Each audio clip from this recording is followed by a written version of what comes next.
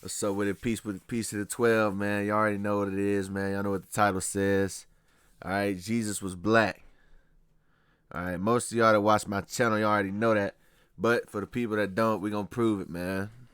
All right, and really, this title is partially inaccurate because number one, the Lord's name, the Savior of the nation of Israel, his name is not Jesus, man. All right, and nor was he black because he was brown. All right, see, so-called black people, as you can see by this guy, were different shades of brown.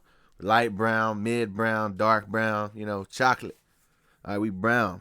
That's the whole point. All right, but the point is we're going to get straight to it, man. First, we're going to clear on the name first. I'm going to touch on the name. Then we're going to get the scriptures that people, after I get on the name, we're going to get the scriptures that people commonly use to prove that the Lord is black, which is true. I'm going to put some pictures of that. And then I'm going to go to the history of the Israelites as a whole, proving without a doubt that we are the people of the book, all right?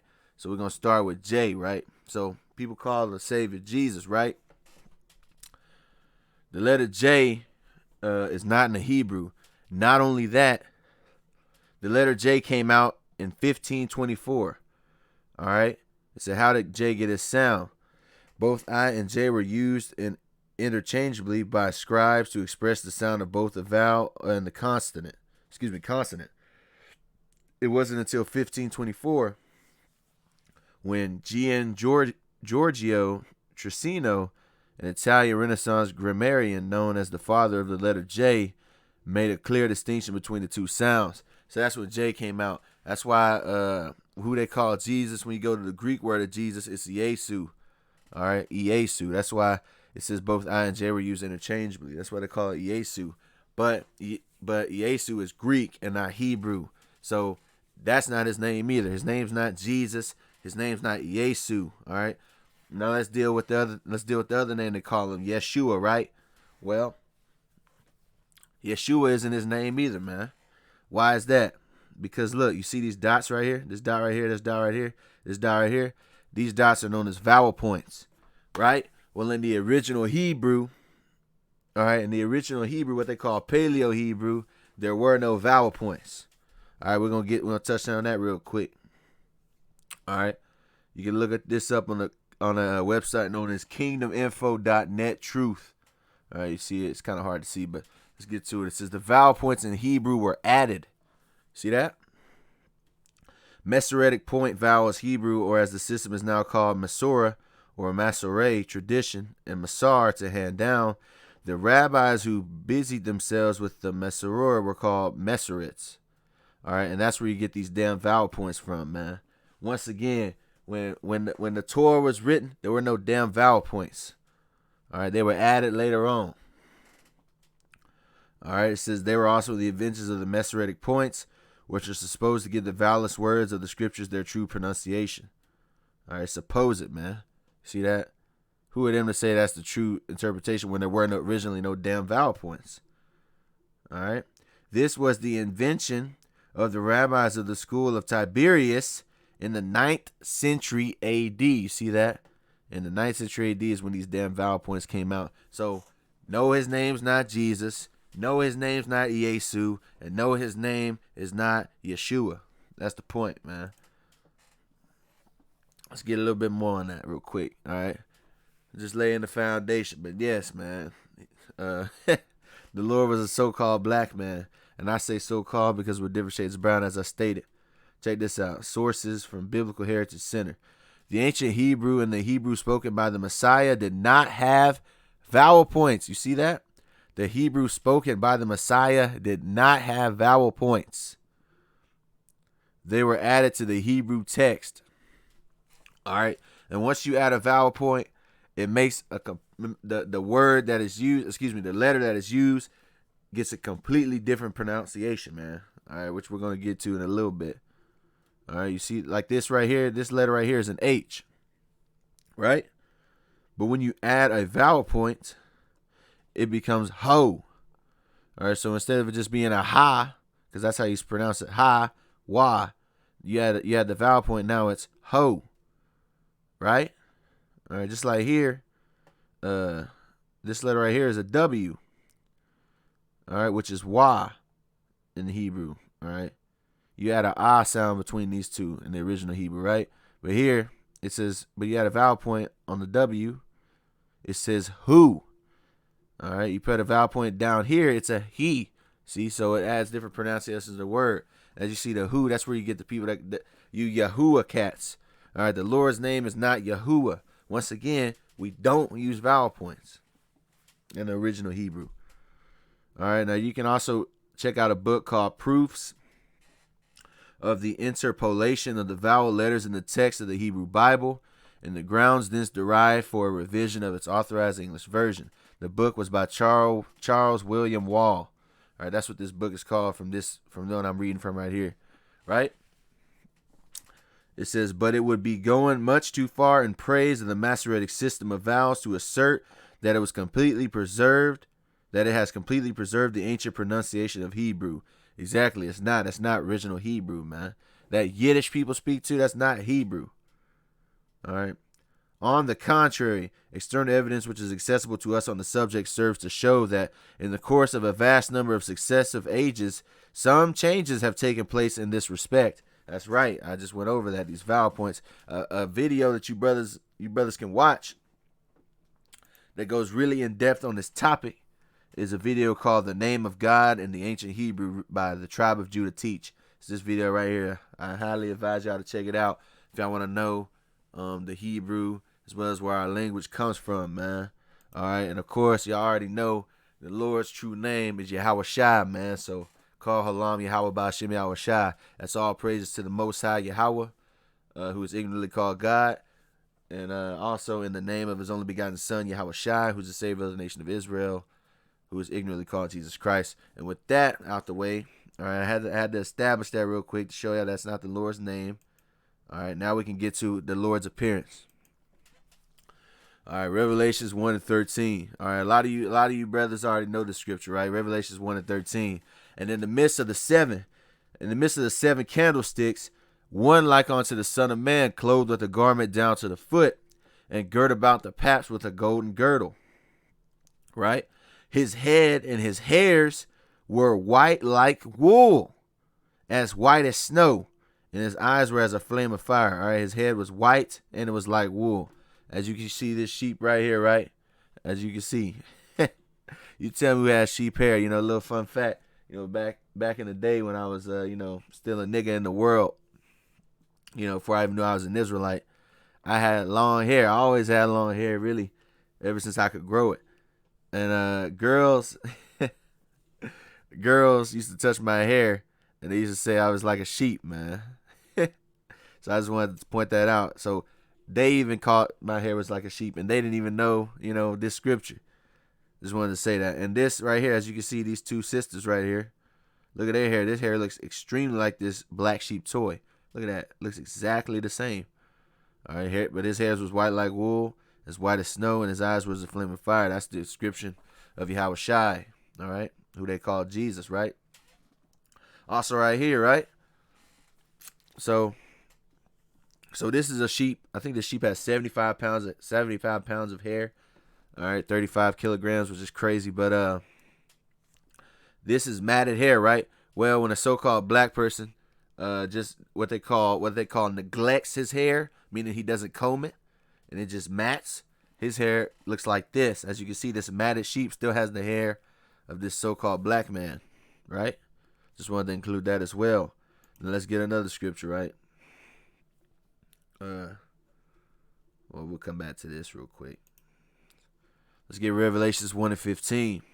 And his feet like unto fine brass, as if they burned in a furnace, and his voice as the sound of many waters. All right, so the Lord's feet was like unto fine brass, as if it was burned in the furnace. This is what burnt brass looks like. As you can see, burnt brass looks just like this brother's skin tone, right? All right, and his voice was as the sound of many waters. You brothers look up. If you don't know who this is, this brother's name is Barry White, man. Soul singer from back in the days, man. Very, very deep voice. You see, it says, does Barry White have a deep voice? Whether he was singing or speaking, Barry White had a deep voice, deep, rich, resonant sound that women and men found extremely attractive. If you analyze his voice, you will find that he was creating sound in a way that most people are unaware of. So his voice was so deep back then, man. That's the sound of many waters. All right, another very famous person who was voiced by a so-called black man is the icon Darth Vader. All right, so-called icon Darth Vader. All right, who was voiced by James Earl Jones. All right, known for his deep, resonant voice. Jones was cast in many voice-over roles in television, advertising, and films, both as a narrator and for animated characters. He is perhaps best known for giving voice to the villain Darth Vader in the Star Wars series of the movies, which began in 1977. All right, so the sound of many waters, man, a very deep voice, man. All right, but first, you see, once again, let's go back to this burnt brass. I typed in burnt brass, and look, this is what it looked like, right? This is all what burnt brass looks like. And you see this book, I haven't even read this book, but y'all should check it out, I guess, by Elisha Israel. Hair like wool, feet like burned brass, the color of Jesus. All right, once again, that's not his name. We covered that already. But I digress. As you can see, this is more pictures of burnt brass. So fine brass as if it had been burned in the furnace. This is his skin tone, man. And his voice was the sound of many waters. I'm going to get some more on that too, man. All right, I just typed in, why do black people usually have deeper voices, right? And I seen a comment somebody put on a website, and I agreed with it. All right, but first, before I even go into this, I'll tell you guys a story, right? To you brothers that played Call of Duty at some point in time with a mic on, right? Tell me, when you speak, can't they automatically tell that you're a so-called black man? I know two people that are watching this video right now that can vouch for that. Basically, they hear our voice, they just start spamming the N-word, man. You know, Esau come out, the devil come out, he starts spamming the N-word, man. All right, they just automatically know we so-called black. We might say 2 words. They can just hear our voice. But look at this. It says, why do black people usually have deeper voices? All right. And this question has been asked a lot. It says, look at this one. Blacks' testosterone levels are slightly higher than those of whites and Asians. Well-developed vocal cords give a powerful, deep voice. And this is true. You can look it up. The so-called black man and woman have higher testosterone levels than the other nations. Look, why are blacks' voices deep? See, this other guy said the same thing. High levels of testosterone. All right. One effect of this is a deeper voice. All right. What else we got, man? Oh, this is the comment. I'll read this dude's comment, man. It says, why do black people have unique voices? From a purely practical musical standpoint alone, as that's all I'm qualified to talk about in this text, a person's face shape, interior and exterior, plays a large role in the character of a person's singing voice. This is principally, but not limited to, the shape and size of the nose and sinuses. You know, people always mention the nose of the so-called black man. They say it's large. All right, the mouth width and depth, the proportion and prominence of a person's chin to the diameter of their throat, the shape, size, and positioning of the teeth. Right? Of course, there are many archetypes of facial structure amongst the spectrum of people who are considered black. However, the one most common in popular musical culture is the West African American archetype, for obvious historical reasons. You see this word West African, we're going to be touching on that in a little bit. All right, if anyone wants to school me on this, please do. And I agree with this comment, man. I agree with this comment. What else you got? And this is a related question. People keep asking this question. Why are black people's voices generally very deep? I'm not being racist, but why do black folks sing so good? Why do black people have deeper voices on average? Why do black people have unique voices? Why are black people's voices so distinct? These are questions. Why do so many black women have powerful singing voices? All right.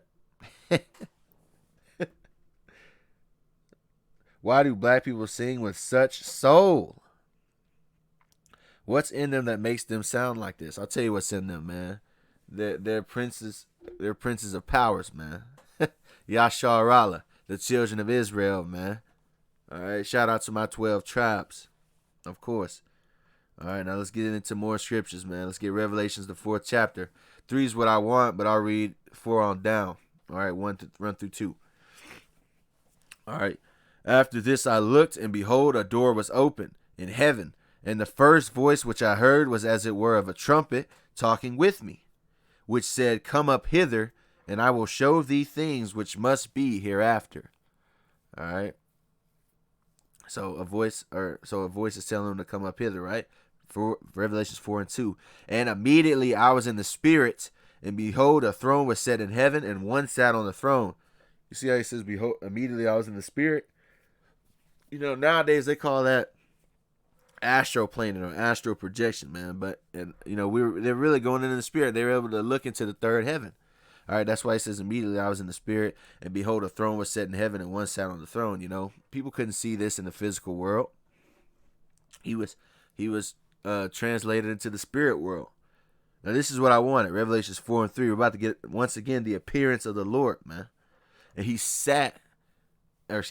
that sat was to look upon like a jasper and a sardine stone.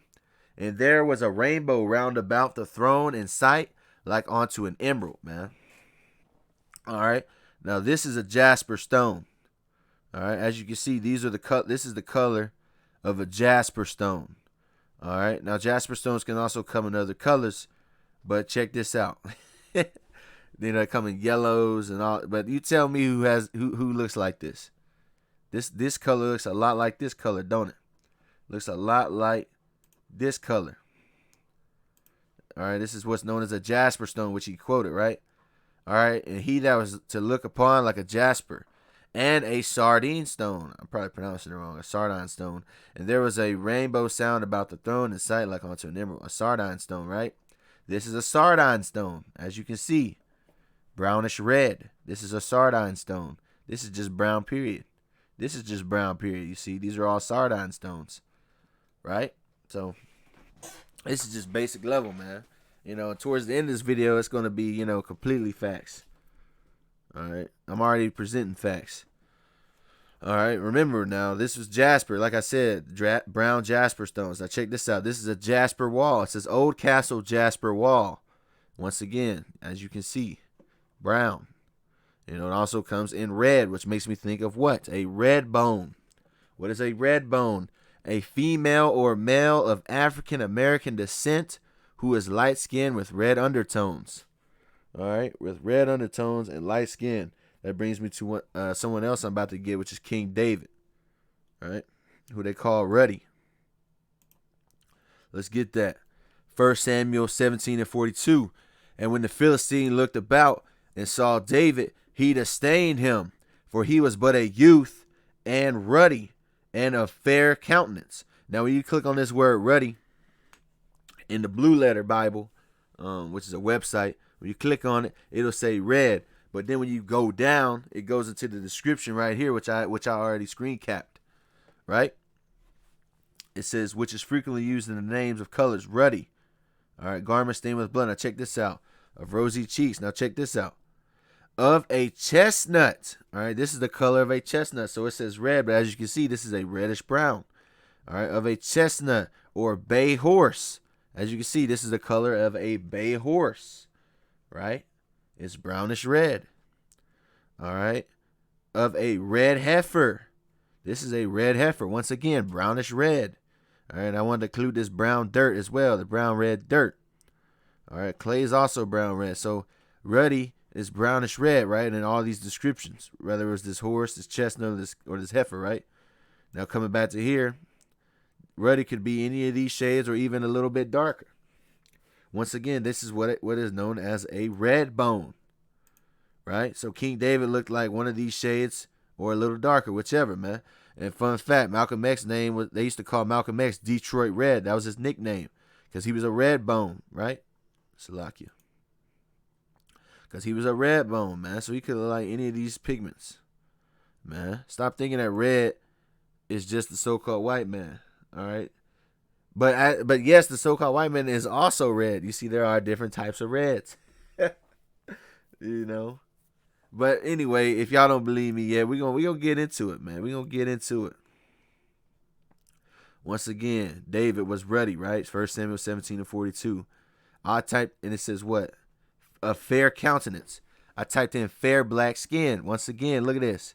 Fair black skin. Fair black skin. Rihanna. So David was a so-called light-skinned man. All right, we're gonna keep going though. You still don't believe me? We'll get the account of Joseph.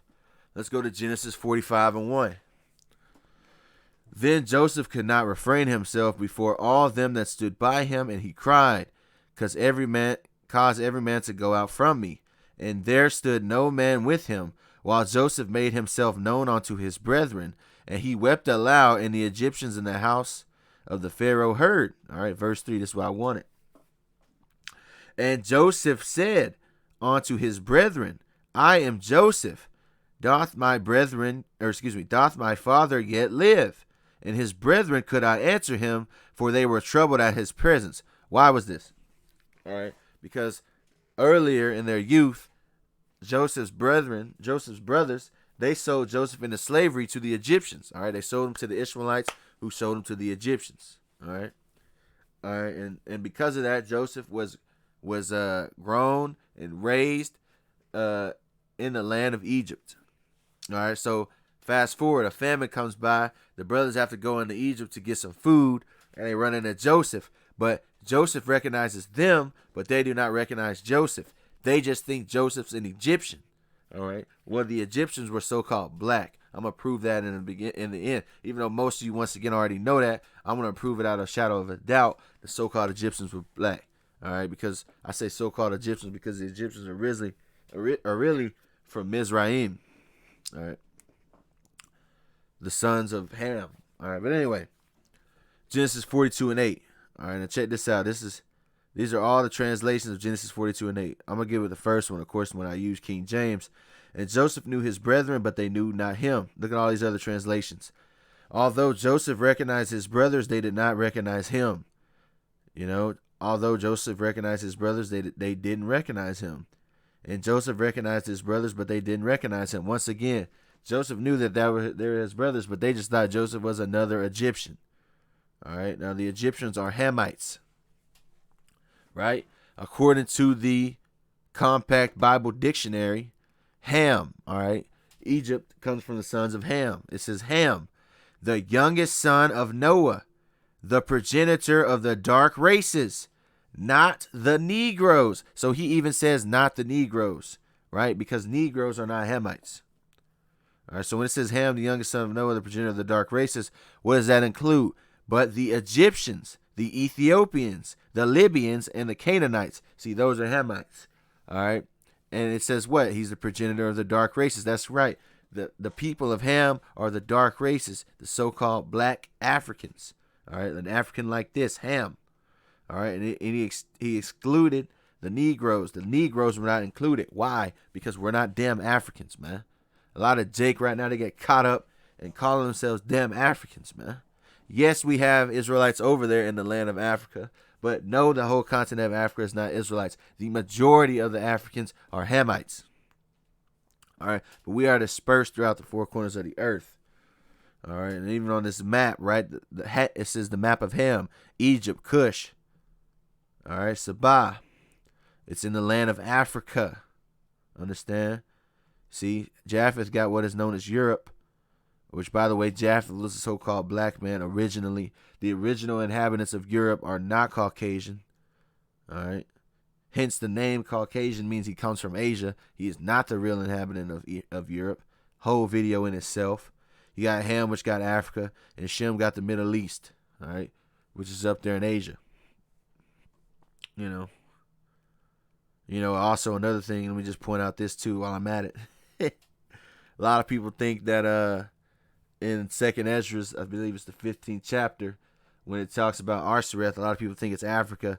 Well, when you look on this map right here, Africa is real close to the Middle East, man. So it wouldn't have took a year to get there. That's another video in itself. But I just wanted to get the scriptures anyway. Right? Psalms 78 and 50. He made a way to his anger. He spared not their soul from death, but gave their life over to pestilence. Who did he do this to? The Egyptians, right? Psalm 78:51. And smote all the firstborn in Egypt, the chief of their strength in the tabernacles of Ham. You see that? The tabernacles of Ham. Once again, the Egyptians are Hammites, black Africans. You see this Bible dictionary, right? Progenitor of the dark races, the Egyptians.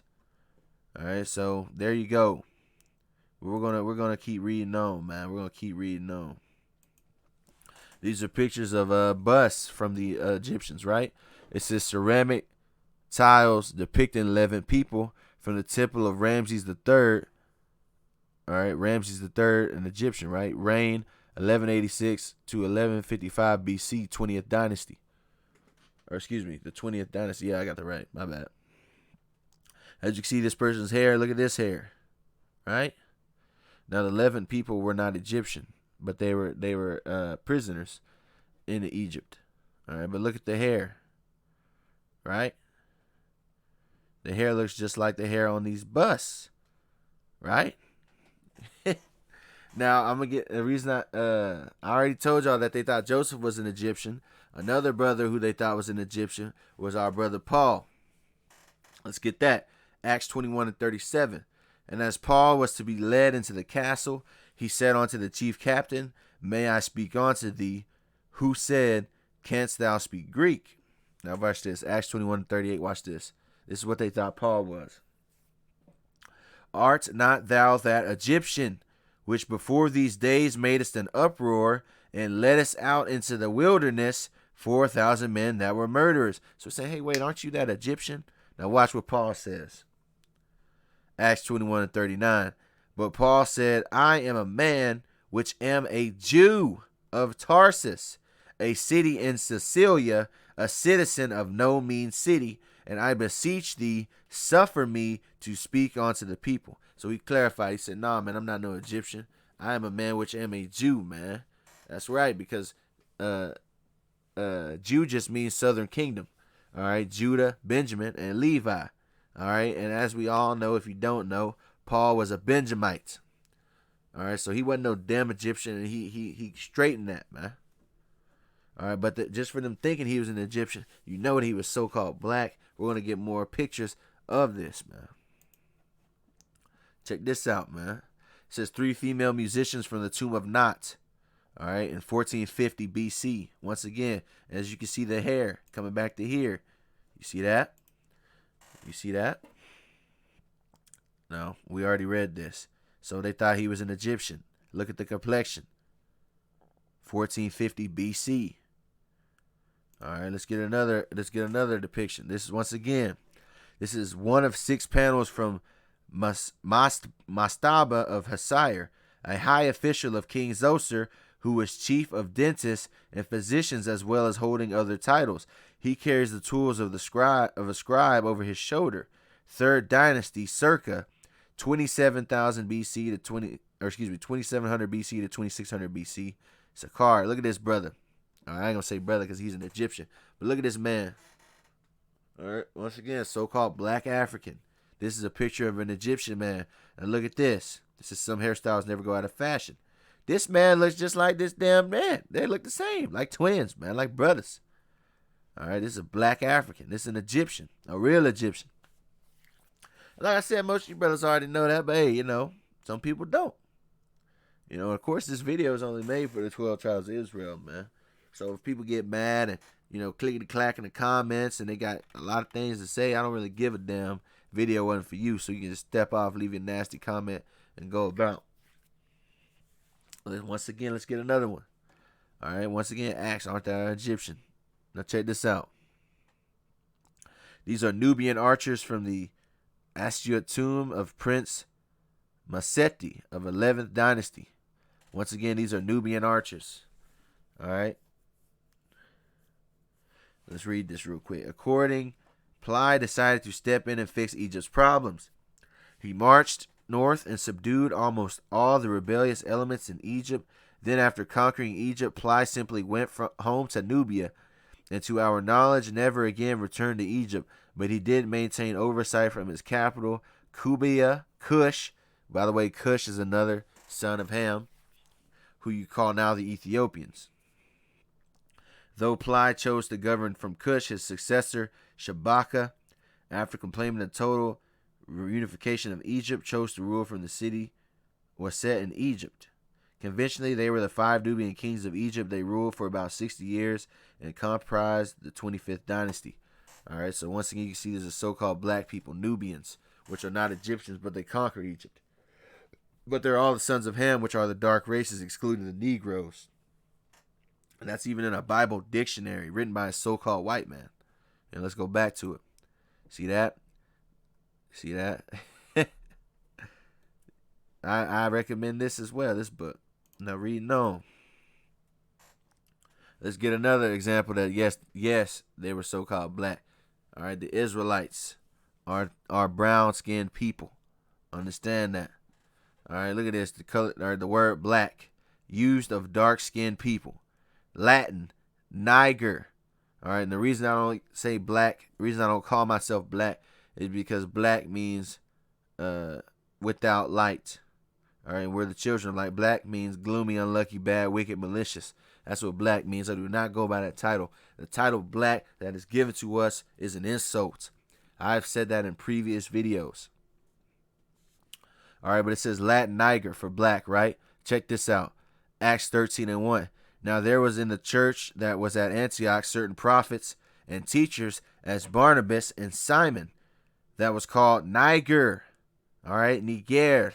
And Lucius is of Cyrene and Manaen, which had been brought up with Herod the Tetrarch and Saul. So they call Simon Niger, all right, or Niger. All right, that word Niger means black, as we said, Latin, black. A surname of Simon. He was probably so called from his dark complexion. All right, so it says Simon had a dark complexion. All right, Acts 13:1. And this is from what? The Blue Letter Bible. All right.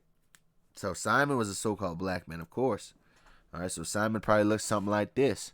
Now, remember I said I was going to go back to West African because Niger is a place Niger is a country in West Africa. All right, it's next to Nigeria. All right, it's in West Africa. All right, you understand? As you know, the blacks that came from Africa to America came from West Africa. All right, the majority of the people of the book stem from the so-called blacks that came here from the boats of West Africa, the blacks that were deported from Europe that came to America, as well as our people that were already dwelling in the land of America. All right, that's the progenitor of the Israelites, the majority of us, but we are scattered in India, we're scattered all over the world, scattered in Africa, scattered everywhere, different parts of Asia as well. But once again, as you can see, this word Niger, which is what they called Simon, he was a so-called black man. All right, and I'm going to end it with this, man. I'm going to get up out of here. First Maccabees 3:48. All right. And laid open the book of the law, wherein the heathen had sought to paint the likeness of their images. That's where you get this script. That's where you get this damn man from, man. Who they call Jesus. White Jesus, man. All right, so-called white Jesus. That's where you get this picture from, because the heathen painted the likeness of their images. All right. And if you look at the description of the Lord, let's go back to it. Let's go back to it. 1 second, man. It says what? His hair was white. His head was, and his hairs were white like wool, as white as snow. Like this, man. So let me ask you guys a question. Why does so-called Jesus have this hair? It's not white. It's not woolly hair. You know why? Because this isn't the Lord, man. All right, I'm going to end it with Jeremiah 16:19. O Lord, my strength and my fortress and my refuge in the day of affliction. The Gentiles shall come unto thee from the ends of the earth and shall say, surely our fathers have inherited lies, vanity, and things wherein there is no profit. That's right. These people try to act like they inherited our heritage, man. But surely their fathers have inherited lies and vanity and things wherein there is no profit. All right, you can also read about that in Revelation 2:9. And with that, my lesson is complete, man. All right, Jesus was black, so-called Jesus was black. His real name is Yahawashi. And with that, this is his real name right here. And with that, I say peace to the 12. I want to give all praises, honor, and glory to the Most High Yahawah, in the name of his only begotten Son, yahawashi, who is the Savior of the nation of Israel, the King of kings and the Lord of lords. Yahawah being the name of the Heavenly Father, who is ignorantly called God. And yahawashi is the name of the Savior of the nation of Israel, who is ignorantly called Jesus Christ, man. With that, I say shalom.